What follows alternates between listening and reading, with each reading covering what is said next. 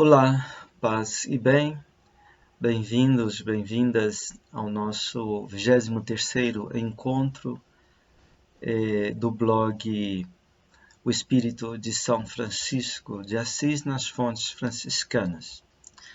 Nós vamos falar neste encontro sobre o tema O Estudo de São Francisco de Assis. Bem, como um texto que vai ficar como plano de fundo para nossa reflexão, nós trazemos aqui a segunda vida escrita por Tomás de Celano, o número 102. Nesta segunda vida, Celano escreve o seguinte: embora não tenha tido nenhum estudo, o santo aprendeu a sabedoria do alto, que vem de Deus, e iluminado pelos fulgores da luz eterna, não era pouco o que entendia das Sagradas Escrituras. Sua inteligência purificada penetrava os segredos dos mistérios, e onde ficava fora a ciência dos mestres, entrava seu afeto cheio de amor. Lia às vezes os livros sagrados, e o que punha uma vez na cabeça ficava indelevelmente gravado em seu coração. Usava a memória em lugar dos livros, porque não perdia o que ouvia uma vez só, pois ficava refletindo com amor em contínua devoção. Dizia que esse modo de aprender e de ler era muito vantajoso, sem ter que folhear milhares de tratados. Era um verdadeiro filósofo, porque não preferia coisa nenhuma mais que a vida eterna. Afirmava que passaria facilmente do conhecimento de si mesmo para o conhecimento de Deus aquele que estudasse as Escrituras com humildade e sem presunção. Era frequente resolver oralmente as dúvidas de algumas questões, porque, embora não fosse culto nas palavras, destacava-se vantajosamente na inteligência e na virtude. Então, o texto de Tomás de Celano, Segunda Vida, número 102. Como eu disse, vamos deixar este texto como plano de fundo da nossa reflexão sobre o tema, o estudo de São Francisco de Assis. Podemos entender este título, o estudo de São Francisco de Assis, de dois modos. Primeiramente, como o estudo que nós fazemos, tendo por objeto ou tema a figura histórica de São Francisco de Assis, sua vida, seus escritos, sua espiritualidade, etc. Mas, em segundo lugar, podemos entender este título, o estudo de São Francisco de Assis, como o estudo tomado a peito pelo próprio São Francisco de Assis. Não é sobre o primeiro sentido que iremos refletir. É sobre este segundo sentido. Quer dizer, queremos considerar o que é e como é o estudo assumido e responsabilizado pelo próprio São Francisco de Assis. Aquele estudo no qual ele se tornou um grande mestre. Mas alguém pode perguntar em tom de objeção: São Francisco era um homem estudioso?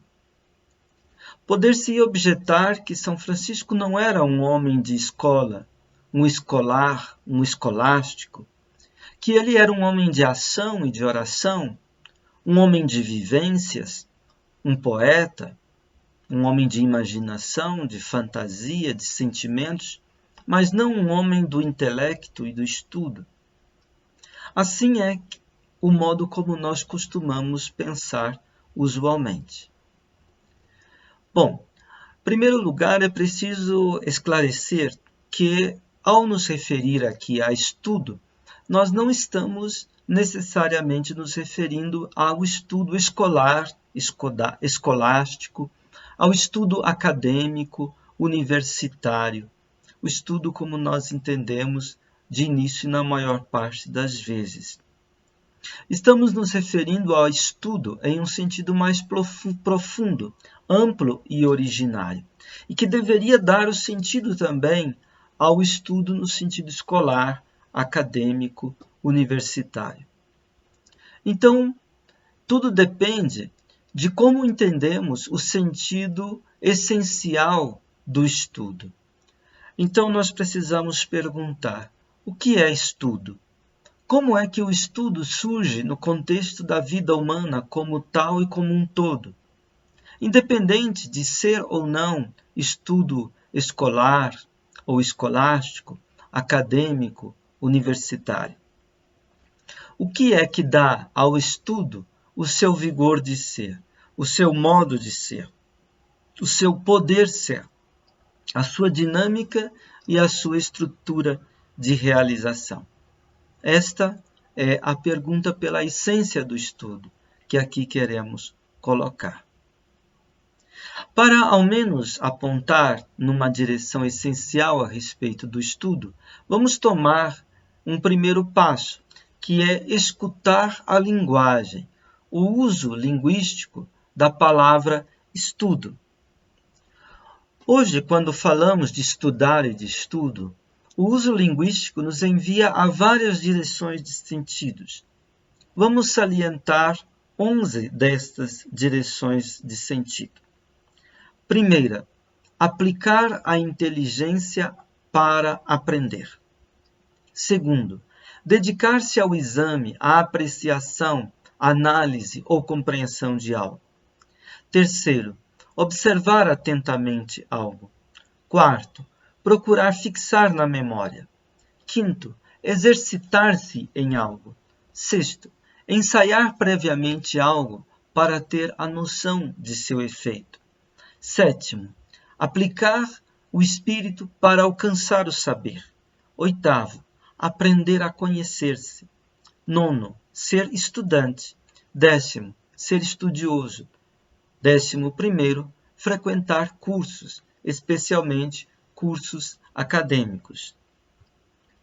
Bom, nós vemos que este último sentido, embora seja o sentido mais frequente, é o mais superficial.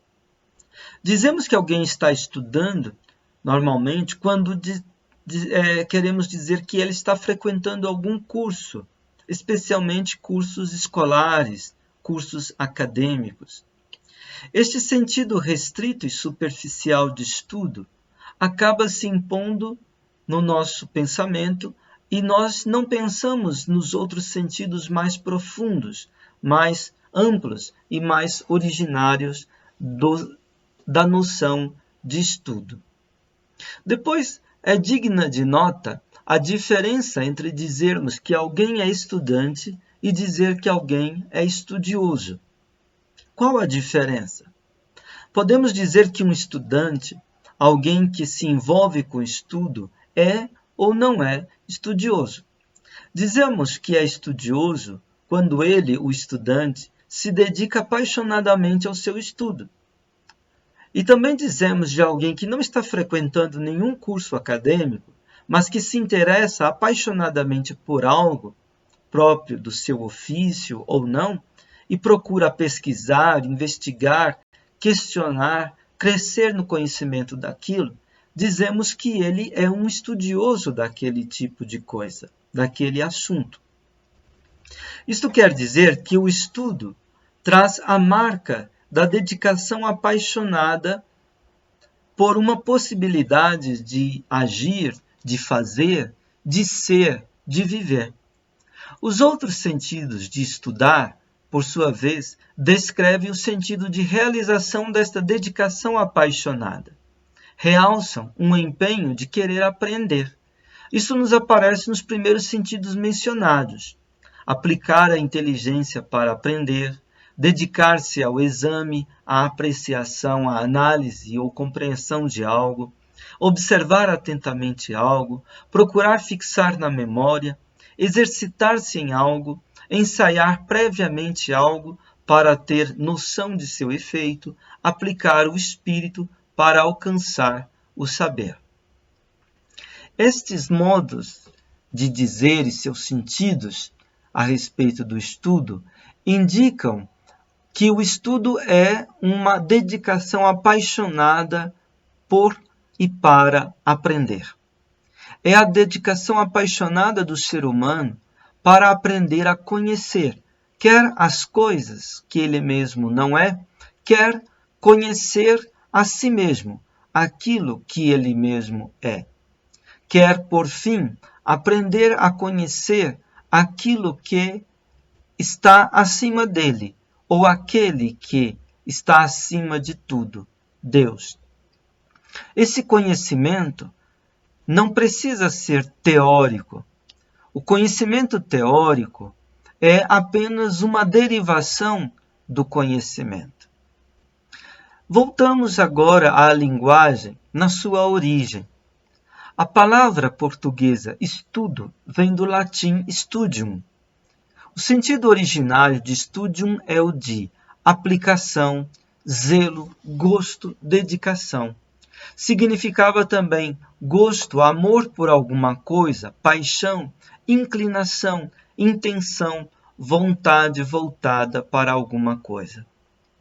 O verbo latino studere, que se apresenta como studeo, studes, studere, studui, significava ter gosto por, mostrar dedicação a, gostar de. Indicava um estar desejoso de e um esforçar-se por. Daí, aplicar-se a, dar-se a. A ênfase da significação caía no interessar-se por, no ser afeiçoado a, só mais tarde é que veio a significar instruir-se em alguma coisa.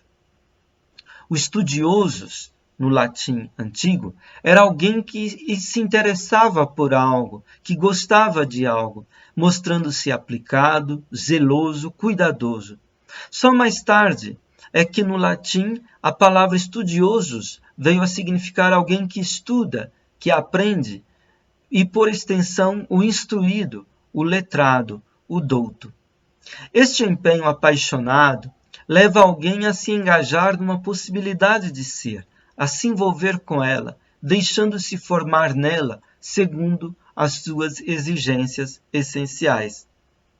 À medida que deslancha nessa possibilidade, o gosto vai aumentando, a inclinação vai se transformando em exercício da vontade, que se retoma sempre de novo, querendo o querer do querer daquela possibilidade, até que o dar-se a esta possibilidade vai vingando, dando crescimento e maturando, e se tornando fonte de felicidade para quem se dedica. Quando falamos de estudo, pensamos sobretudo no aprender a conhecer. Mas o que é conhecer e conhecimento? Aprender a conhecer quer dizer fundamentalmente aprender a co-nascer com o real, as realizações, a realidade, em vivendo, em medindo-se com a verdade e com o ser de tudo o que é. Na palavra conhecer tem esse sentido de nascimento, como em francês connaître, e no latim cognosco, no grego cognosco. Bem, o estudo requer a aplicação da inteligência neste empenho de aprender a conhecer, isto é, de aprender a se medir com a verdade e o ser de tudo aquilo que é. Medir-se com a verdade e com a realidade. Isso é o sentido primordial de aprender a conhecer. Inteligência não tem a ver aqui com talento.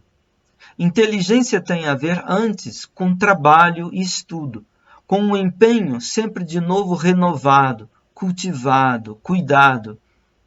Empenho de quê e para quê? Perguntamos. Resposta: empenho para alcançar o intellectus. O sentido de intellectus, em latim, quer dizer a capacidade de ler, legere, lectus, de ler inter ou intus, ou seja, de ler o que está no meio, de permeio na realidade, nas entrelinhas dos textos do mundo e da vida. Ou de ler intus, ou seja, de ler, intuir aquilo que está por dentro, aquilo que está latente, aquilo que está velado ou escondido na realidade. Intelecto quer dizer, portanto, essa capacidade de entreler os sentidos que estão no meio e de permeio, ou que estão por dentro, latentes, velados, na realidade, nos fenômenos da vida que nós experimentamos. Os antigos gregos destacavam 5 tipos de virtudes, ou isto é, de vigores ou forças da mente, que eles chamavam de intelectuais. Estas 5 virtudes intelectuais são a arte, a ciência, a prudência, a sabedoria e, por fim, o pensamento. A arte é um saber produtivo, quer seja imitativo, quer seja criativo.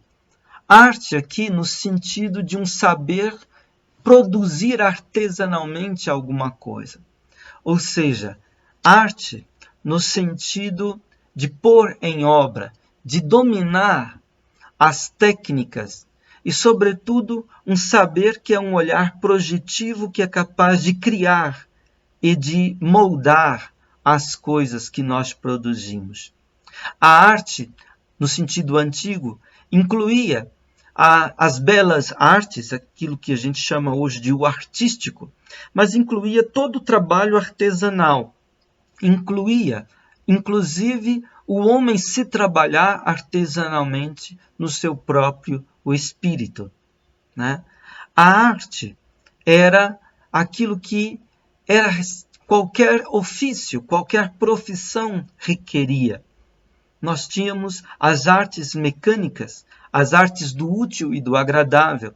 Tínhamos as artes livres ou liberais, as artes da linguagem, as artes matemáticas, né? E tínhamos as belas artes, as artes do belo, a escultura, a música, a pintura, etc., a própria poesia. O segundo tipo de aprender a conhecer, de virtude intelectual, era a ciência. A ciência era entendida como a capacidade de ver, a capacidade de obter a clarividência das coisas. Ciência era um saber por ter visto, e um saber que captava o essencial das coisas, aquilo que era necessário para as coisas serem o que elas são. E a capacidade de intuir no singular e a partir do singular o universal. Isto era o sentido de ciência, né? Além do sentido de demonstrar, de deduzir, de inferir, de partir do mais conhecido para o menos conhecido. A terceira virtude intelectual era chamada de prudência. A palavra em latim, prudens, prudência, não tem a ver com o sentido que nós damos hoje a esta palavra, que é o sentido de cautela, precaução. Não, prudência era muito mais do que isso. Prudência, dizia Tomás de Aquino, significa literalmente a capacidade de ver longe nas coisas humanas. Porro videns, em latim, vendo longe. A prudência é a capacidade de discernimento, a capacidade de juízo nas coisas da vida humana, da vida prática, seja ela individual, seja ela familiar, seja ela comunitária, social, política, etc. A prudência é assim uma compreensão transparente das coisas humanas, das decisões humanas e de suas repercussões, né? É o que nós chamamos, o povo diz de ter tino, tomar tino. Isso era o sentido da palavra prudência. Depois vinha, em quarto lugar, a noção de sabedoria, né? Sabedoria aqui como um saber reflexivo e especulativo a respeito do ser, de tudo aquilo que é e de seus princípios. Aquilo que nós chamamos simplesmente de filosofia, ou a filosofia no seu sentido mais nuclear, que se chama também de metafísica. Já a quinta virtude intelectual, que é a mais difícil de todas, a mais alta e a mais rara, os gregos chamavam de pensamento. Tá? O pensamento é uma capacidade intuitiva de ver o simples, de captar a verdade do ser na sua simplicidade. Então, nós tínhamos, na modo de pensar antigo e medieval, estes 5 sentidos de aprendizagem. Hoje, quando nós falamos de estudo, conhecimento, aprendizagem, educação, quase sempre nós temos em mira apenas o conhecimento técnico, tecnológico, que é uma variação do que os antigos chamavam de arte, e também o conhecimento científico, que é uma derivação do que os antigos entendiam por ciência, no sentido do saber, né? Como nós descrevemos. Nós esquecemos da tarefa de estudar também nas suas outras dimensões, na dimensão da prudência, na dimensão da sabedoria especulativa e reflexiva, na dimensão do pensamento. Nós hoje somos hiperdesenvolvidos no conhecimento técnico e objetivo científico, mas nós somos subdesenvolvidos no conhecimento da vida, de nós mesmos. E nós somos quase totalmente embotados para o pensamento. Né? Então, nós hoje somos uma humanidade chata. Chata no sentido de ser achatada, porque ela se movimenta apenas numa dimensão do saber, do conhecimento, da aprendizagem, do intelecto, que é a dimensão tecnológica e científica. Nós não somos levados pelos nossos estudos, né, a um relacionamento mais originário com a realidade. Nós ainda não somos capazes de um estudo que nos conduza ao fundo e ao centro da vida. Nós sofremos de hemiplegia, quer dizer, metade do nosso ser se desenvolve e atua e a outra metade ela fica paralisada. É assim conosco hoje e é importante que nós tenhamos consciência disso. Quando vamos falar de estudo, nós temos que abrir todo esse leque em todas estas possibilidades de ser. Tendo isso em mente, vamos perguntar de novo. São Francisco era um estudioso? Se sim, como era o estudo de São Francisco? São Francisco, devemos reconhecer, não era um homem de letras, não era um homem de livros, a não ser as escrituras sagradas, não era um douto escolástico como um São Boaventura, um Duns Scotus, um Tomás de Aquino. E, no entanto, nós podemos dizer que ele era um estudioso e que ele era um homem de arte e de ciência, de prudência e de sabedoria reflexiva e um homem de pensamento, tanto quanto e até mesmo mais do que um São Boaventura, um Duns Scotus, um Tomás de Aquino. São Francisco era um estudioso, tomando-se a palavra estudioso nesse sentido originário ao qual nós nos reportamos anteriormente. Isto é, alguém que se interessava por uma causa, que gostava de uma possibilidade de ser mostrando-se aplicado, zeloso, cuidadoso, empenhado, envolvido, engajado nela. A partir deste engajamento, São Francisco desenvolveu toda uma arte e uma ciência, uma sageza prática, isto é, um tino, um discernimento, e uma sabedoria reflexiva, especulativa, e, enfim, toda uma experiência de pensamento. O pivô de todo este estudo de São Francisco, no entanto, era o que lhe estava mais a peito, o que mais lhe tocava o coração. Isto era o discipulado, o seguimento de Jesus Cristo e Jesus Cristo crucificado. Jesus Cristo crucificado era o seu único mestre. Para o discipulado de Jesus Cristo, Francisco reconduzia todos os seus aprendizados. Ele praticava aquilo que São Boaventura chamava de reductio, isto é, de recondução à fonte, ao originário de todo o ser e de todo o saber.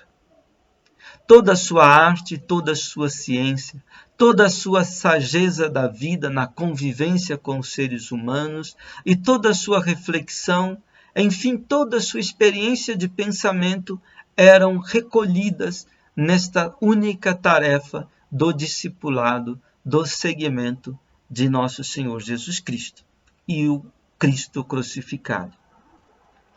Todo o seu afeto e todo o seu intelecto e toda a sua obra estavam direcionados para a unidade mística com Jesus Cristo crucificado, como São Boaventura nos mostra no prólogo do seu Itinerário da Mente para Deus.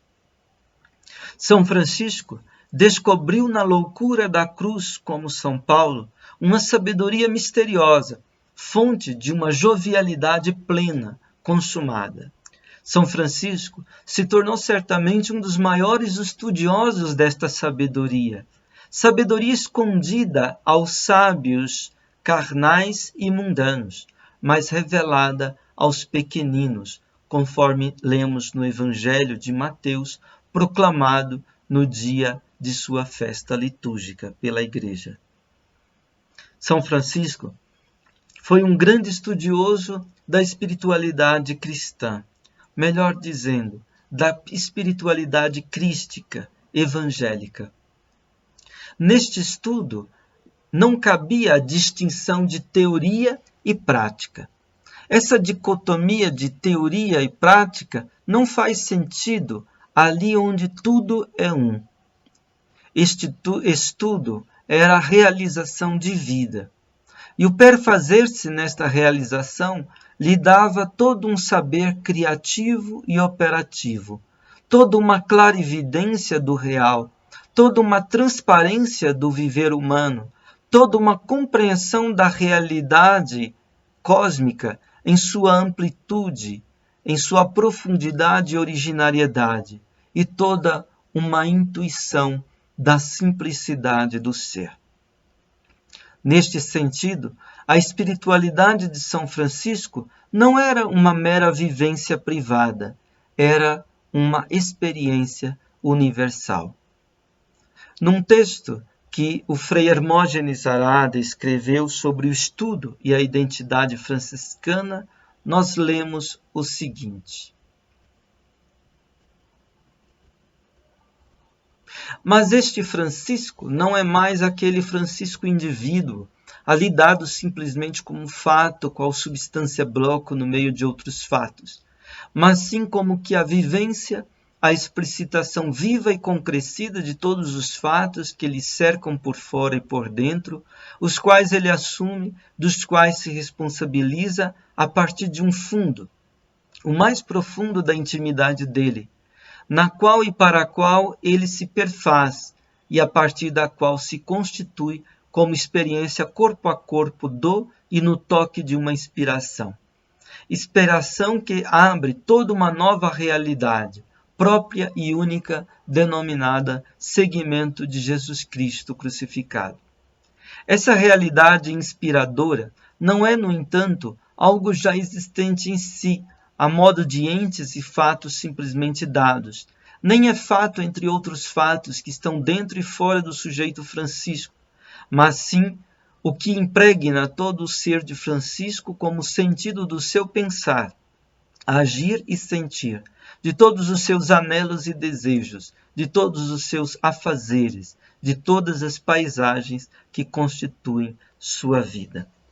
Esta citação do texto do Frei Hermógenes Arada está no livro de estudo Anotações Obsoletas, páginas 169 e 170. É do estudo desta experiência e da experiência deste estudo que nasce o que chamamos de existência franciscana.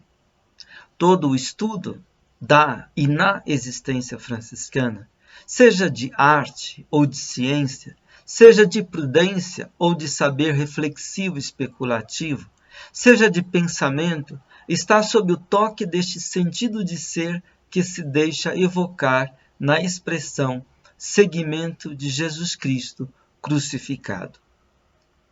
Este sentido do ser não é o de coisas, mas o do ser como pessoa. Nós diríamos hoje ser como sentido de existência.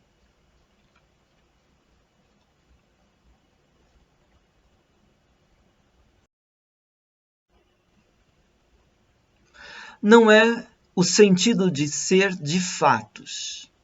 Não é o do isto, mas o do tu. É o sentido de ser do encontro. Esse sentido de ser se resume numa única palavra, a palavra amor.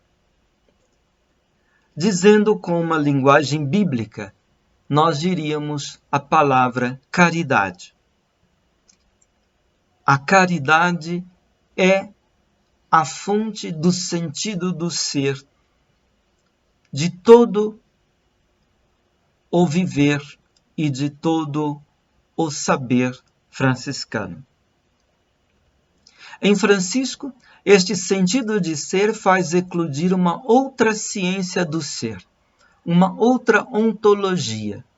Não uma ontologia teórica, mas uma ontologia fática, isto é, que coincide com o próprio ser e viver, com a vida humana em seu fato de ser.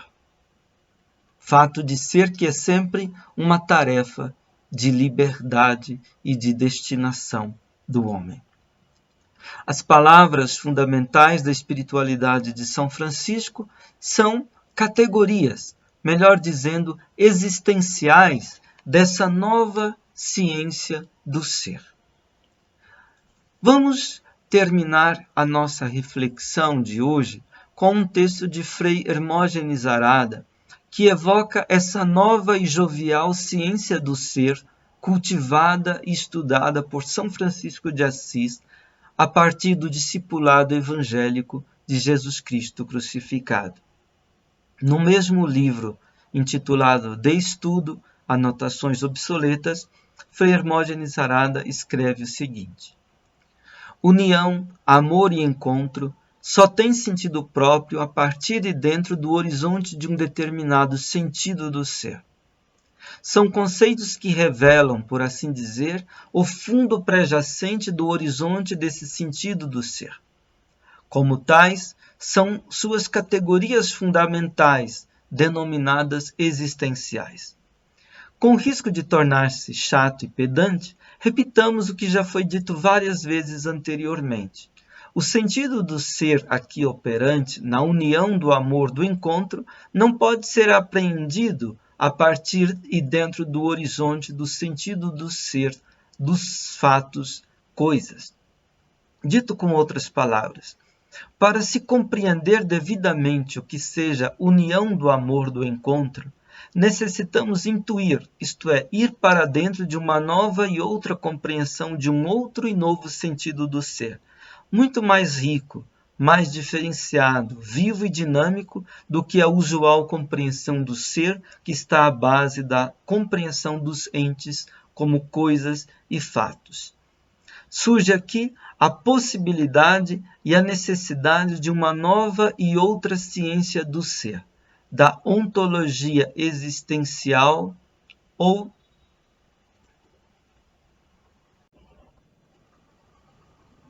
fenomenológica.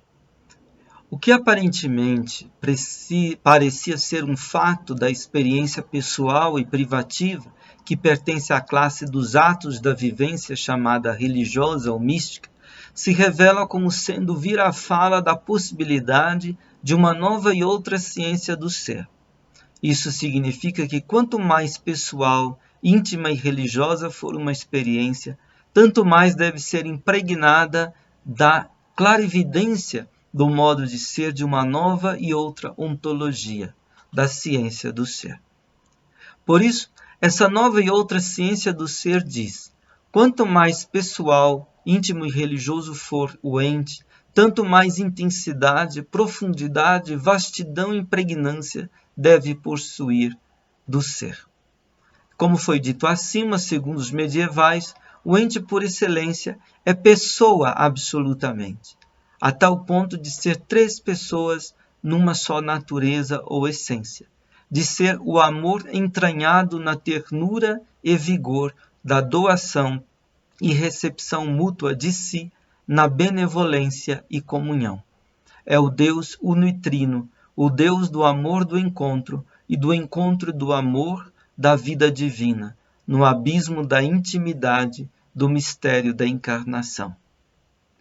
Tudo isso quer dizer, por sua vez, que todo o segmento de Jesus Cristo crucificado, vivido corpo a corpo em todas as dimensões do ser, até a consumação de total identificação com o crucificado, ou numa palavra, a vida de pobreza, foi para Francisco o seu único e grande empenho, isto é, studium, os seus estudos na aprendizagem desta suprema, nova e outra ciência do ser, do Espírito do Senhor e seu santo modo de operar, como lemos na regra capítulo 10.